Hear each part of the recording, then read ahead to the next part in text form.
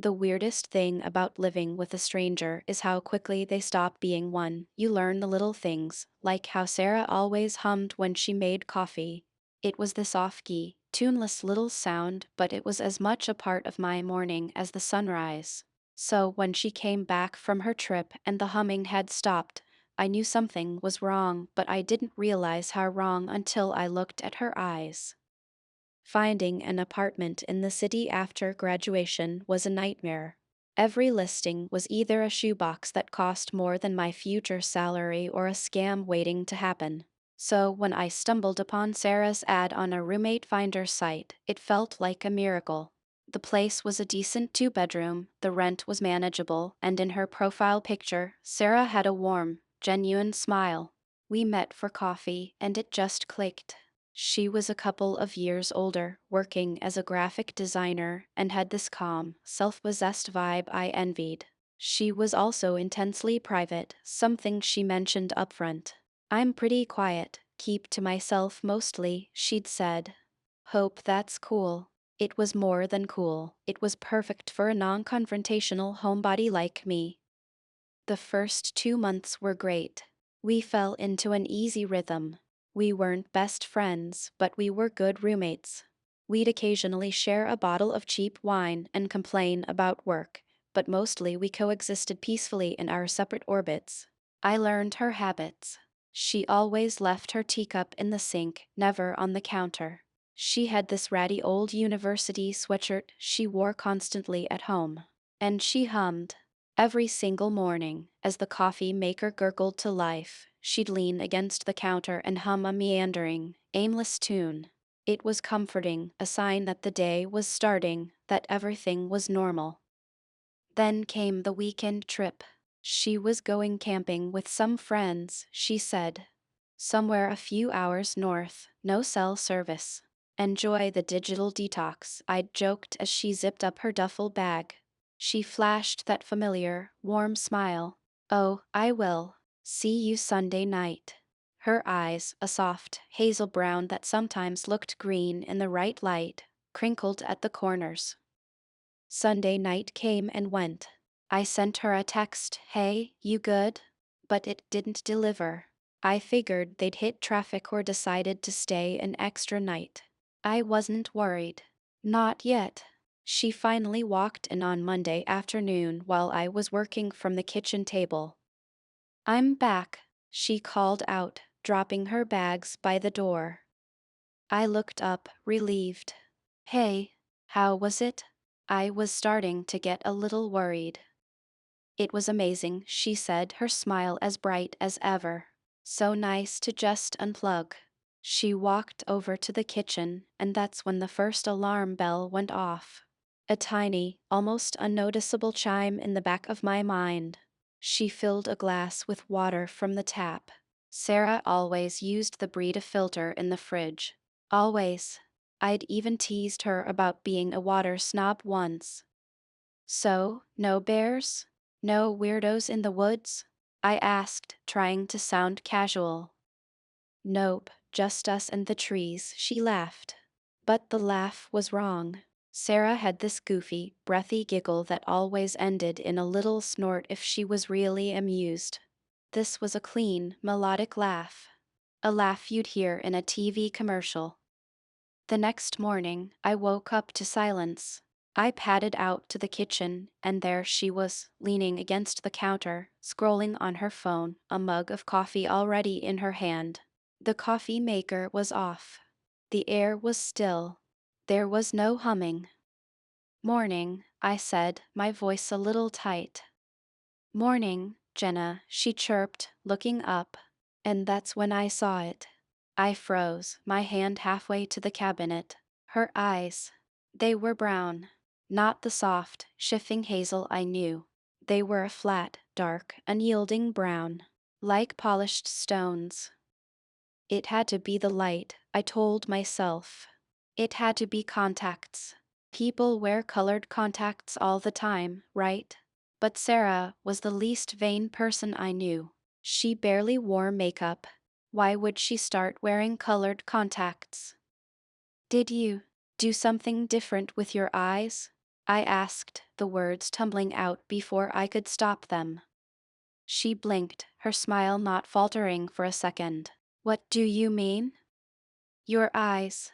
They look different. She touched her face, a gesture of faux confusion. Nope, same old eyes. You must be tired. She took a sip of her coffee and then, in that perfectly pleasant voice, added, Did you sleep okay, Jenna? You look a little pale. My blood ran cold. The way she said my name was different, too. A little too crisp, a little too perfect. Every alarm in my body was screaming. This wasn't a joke. This wasn't a trick of the light. The woman standing in my kitchen looked like Sarah, sounded mostly like Sarah, and was wearing Sarah's clothes. But it wasn't her. I was absolutely certain of it. I was living with an imposter, and the casual, dismissive way she turned my question back on me told me something else. She knew that I knew. And she didn't care. The days that followed were a masterclass in psychological torture. I was living on a knife's edge, caught in a terrifying performance where I had to pretend everything was normal. My home, my one place of safety in the world, had become a stage, and I was an unwilling actor in a play I didn't understand. Every interaction with this thing was a test. I'd find myself holding my breath whenever she entered a room, my muscles coiled tight, ready to run. I started small, trying to subtly probe, to find a crack in the facade. I'd bring up inside jokes, little moments we'd shared. The time we'd tried to follow a YouTube tutorial to make sourdough and ended up with a brick of charcoal. The night we'd binged that terrible reality show and made up elaborate backstories for all the contestants. Hey, remember that sourdough disaster? I said one evening, forcing a laugh. I was thinking about that today. We should try again sometime, maybe with a recipe that doesn't try to burn the apartment down. She looked up from her laptop, her brown eyes blank for a fraction of a second before a smile spread across her face. Oh, right. That was so funny. It was a generic, hollow agreement. There was no flicker of genuine memory, no shared amusement. It was like she'd accessed a file labeled Sourdough Incident and was reading the summary aloud. The real Sarah would have groaned and said, Jenna, no, I'm still finding flour in places flour should never be. The replacement was a near perfect copy, but it was the imperfections that were most chilling. It was like an AI generated image, flawless at a glance, but the longer you looked, the more you noticed the details were wrong. She knew Sarah's schedule, her job, the names of her colleagues. But she didn't know the little things. She put the peanut butter in the cabinet instead of the fridge. She folded her towels in thirds, not in half like Sarah always did. She didn't have the faint scar above her left eyebrow from a childhood fall, a story Sarah had told me one night over that cheap wine. Fear became my constant companion. I'd lock my bedroom door at night, something I'd never done before, and lie awake for hours, listening to the quiet sounds of the apartment. Was that her breathing? Was she standing outside my door? Sleep offered little escape, filled with nightmares where her eyes were black pits, her smile stretching impossibly wide. I started losing weight. Dark circles formed under my eyes. At work, I was distracted and jumpy, unable to focus on spreadsheets and emails that seemed utterly meaningless compared to the horror waiting for me at home. The true terror, however, began when I noticed things disappearing. It was methodical. I went to look for a photo on the fridge, a goofy selfie Sarah and I had taken at a street festival a month ago. It was gone. In its place was a generic floral magnet. I brushed it off, thinking it must have fallen. But then I noticed other things. The worn-out University of Michigan sweatshirt Sarah practically lived in was no longer slung over her desk chair. The little clay pot with the dying succulent she'd insisted on trying to save was gone from the windowsill. This wasn't just an imposter trying to fit in. This was an erasure. My blood ran cold when I logged onto my social media.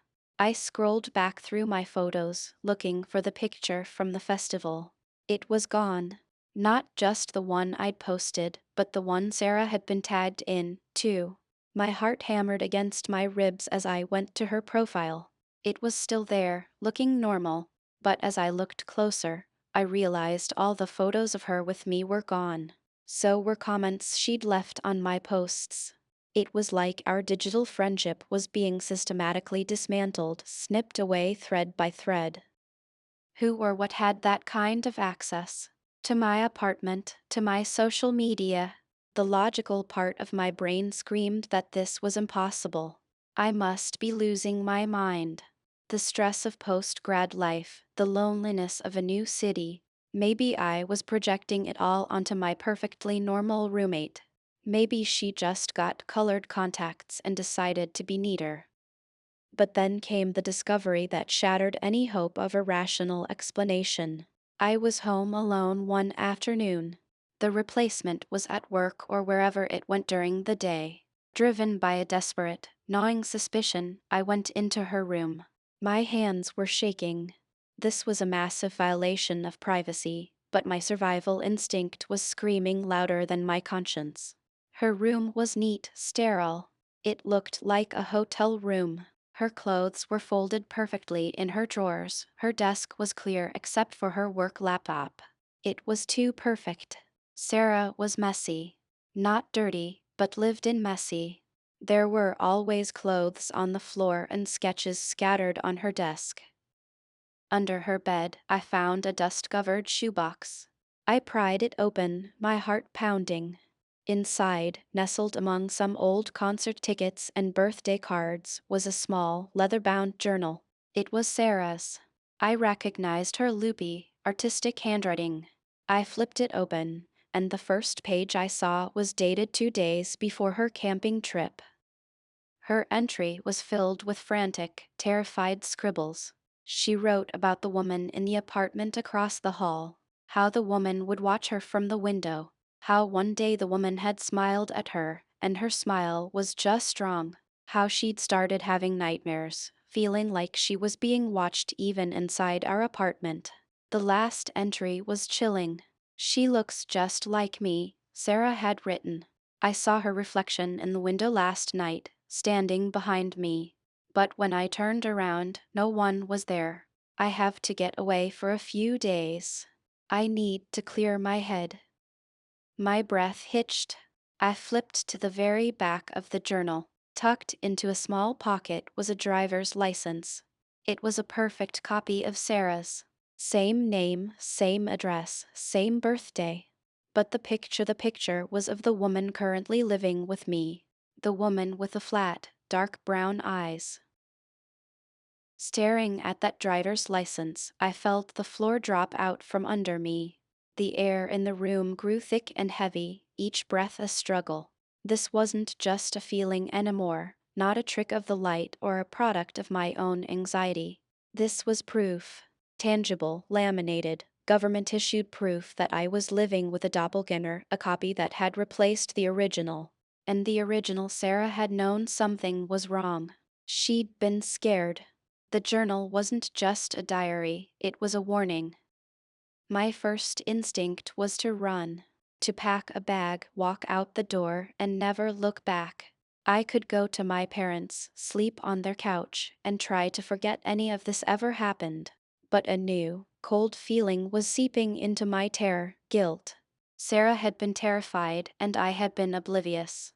While I was complaining about my entry-level job, she was living in fear, writing in a secret journal about the woman who looked just like her. Leaving now would mean abandoning her to whatever fate had befallen her. What if she was still alive somewhere? What if this thing had her trapped? The thought propelled me into action. I couldn't go to the police. What would I say? Hello, officer. My roommate was replaced by an exact replica with different eyes, and I found a second driver's license. They'd have me in a psych hold before I finished the sentence. I had no proof that wouldn't make me sound completely insane. The journal. It was just a story until I could produce the original Sarah. The license. For all they knew, Sarah had just gotten a new one and kept the old one. This thing, whatever it was, had been clever. It had created a situation where I was completely isolated. My only option was to play along, to continue the charade while I gathered more evidence. I had to become a detective in my own home, a spy living behind enemy lines. I carefully placed the journal and the license back in the shoebox, pushed it back under the bed exactly as I'd found it, and retreated to my room, my mind racing. The apartment no longer felt like a shared space, it was a hunting ground, and I was acutely aware that I could be both the hunter and the prey.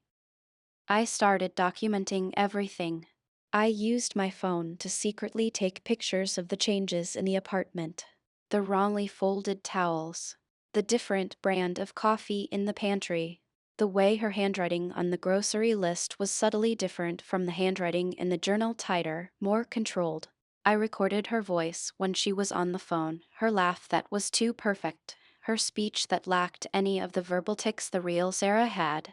I was building a case file on my phone, a digital fortress of proof that I hoped would one day be enough.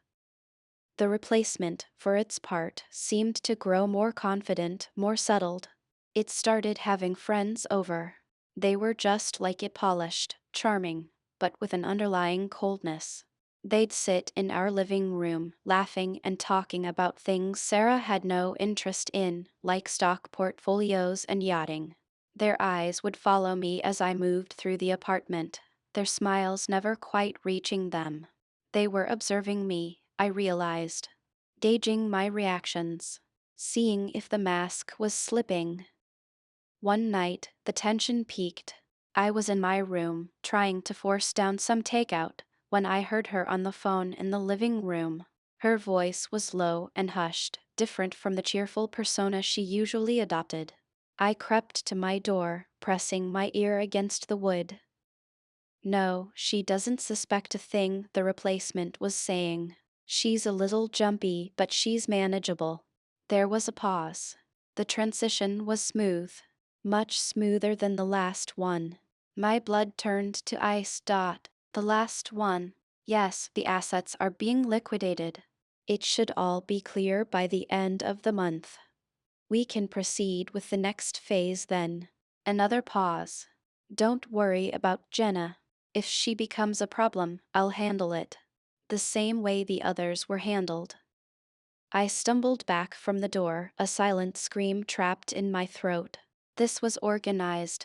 This wasn't a one-off paranormal event, it was a coordinated, calculated operation. They were replacing people, for their assets, for their lives. And what did handled mean?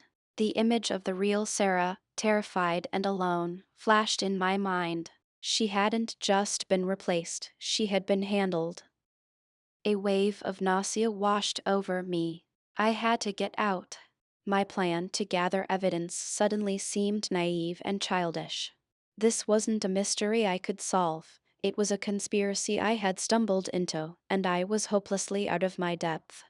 I looked around my room, my sanctuary, which now felt like a cage. My eyes landed on my laptop. An idea, desperate and reckless, began to form.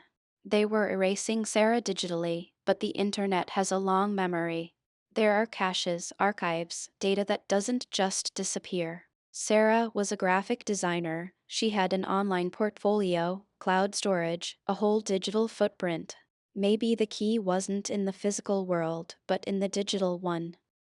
My hands trembled as I opened my laptop. I had to find something concrete, something undeniable, something I could take to the authorities that would force them to listen. As I started typing, a floorboard creaked in the hallway. I froze, my heart leaping into my throat. The hushed phone call had ended. Heavy, deliberate footsteps were approaching my door. I quickly minimized my screen, my breath catching in my chest. The doorknob began to turn, slowly, silently. The click of the latch was the loudest sound I'd ever heard. The door swung inward, and the replacement stood there, silhouetted by the hallway light. She was holding a mug, a placid smile on her face that was terrifyingly out of place. Hey, she said, her voice smooth as glass. I was making some tea, thought you might like some. You've seemed so stressed lately. My mind was screaming. She knows. She heard me. This is it. But I forced my face into a mask of placid surprise. Oh, wow, thanks. That's really nice of you. My voice was a thin, reedy thing I barely recognized. She stepped into the room, and her eyes flickered from me to my laptop and back again. The smile never wavered. What you working on? Anything interesting? Just work stuff, I lied, my fingers hovering over the trackpad ready to slam the laptop shut. Trying to get ahead for tomorrow. You work so hard, she said, placing the mug on my nightstand. The steam rising from it smelled faintly of chamomile. And something else. Something bitter and chemical. You should really take a break. Relax. Her gaze was intense, analytical. She was scanning my room, scanning me, looking for any sign of betrayal. At that moment, I knew my time was up. The game was over. Staying here, trying to find more proof, would get me handled. My only chance was to run right now with what little I had. I had to create a distraction. I gave her a weak, grateful smile. You're right. Thanks for the tea, Sarah. I really appreciate it.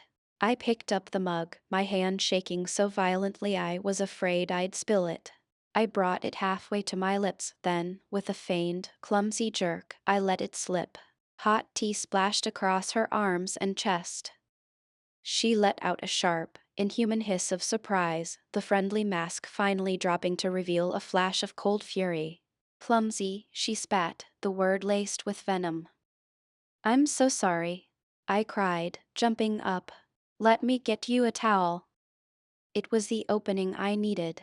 As she was distracted, brushing at her clothes, I lunged for my desk, grabbing my phone and my car keys. I didn't bother with my wallet or anything else. I bolted from the room, slamming the door behind me, and sprinted for the front door of the apartment. I heard her shout my name, not in a questioning way, but as a command. I fumbled with the locks on the front door, my fingers feeling like fat, useless sausages. The deadbolt finally slid back, and I threw the door open, not daring to look behind me. I flew down the 3 flights of stairs, taking them 2 at a time, expecting a hand to grab my shoulder at any second. I burst out into the cool night air, gasping for breath, and ran towards my car parked down the street. Only when I was locked inside, my car peeling away from the curb, did I allow myself a glance back at the apartment building. In the window of our living room, I saw a figure standing there, perfectly still, watching me go. Even from that distance, I could feel the cold, calculating intelligence behind that stare. I drove for hours, ending up in a grimy motel 2 states away. I spent the night huddled in the corner of the room, the door barricaded with a chair, jumping at every sound. The next day, I went to the police. I told them everything, my voice cracking, tears streaming down my face. I showed them the pictures on my phone, played the recordings, told them about the journal and the second driver's license. The officer listened patiently, his expression a mixture of pity and skepticism. He took my statement, but I could tell he didn't believe me. He promised to send a patrol car to the apartment to check on my roommate, but I knew what they would find: a charming, concerned young woman worried about her unstable friend who had just disappeared. They would find no evidence of wrongdoing. I never went back. I abandoned my apartment, my job, my entire life in that city. I called my parents and gave them a watered-down version of events: a bad roommate situation, a mental health crisis. They were worried, but they let me come home. It's been 6 months now. I live in a constant state of low-grade fear. I'm haunted by what happened to the real Sarah, the girl who hummed while making coffee. Was she the first? How many others have there been? Sometimes, late at night, I search her name online.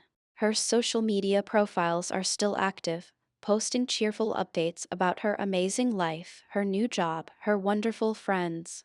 It's all a lie, a performance for an audience that doesn't know the star of the show has been replaced. A few weeks ago, I received a friend request on social media from a name I didn't recognize. There was no profile picture, no personal information, just a name. Out of a morbid curiosity I couldn't explain, I accepted. A single message came through a few moments later. It was just 2 words. "We're watching." Am I crazy? Did I imagine it all? I see the skepticism in the eyes of the people I try to tell. They see a young woman who couldn't handle the pressure of the real world. But I know what I saw. I know that the person living in my old apartment is not Sarah. And I know they're still out there, finding new people, making new replacements. So tell me, what would you do? Would you run and hide? Or would you try to find a way to fight something that can steal a person's life so completely that no one even notices they're gone? Thanks for tuning in. If you enjoyed this story, make sure to subscribe and give this video a like. We appreciate everyone and can't wait to bring more stories your way.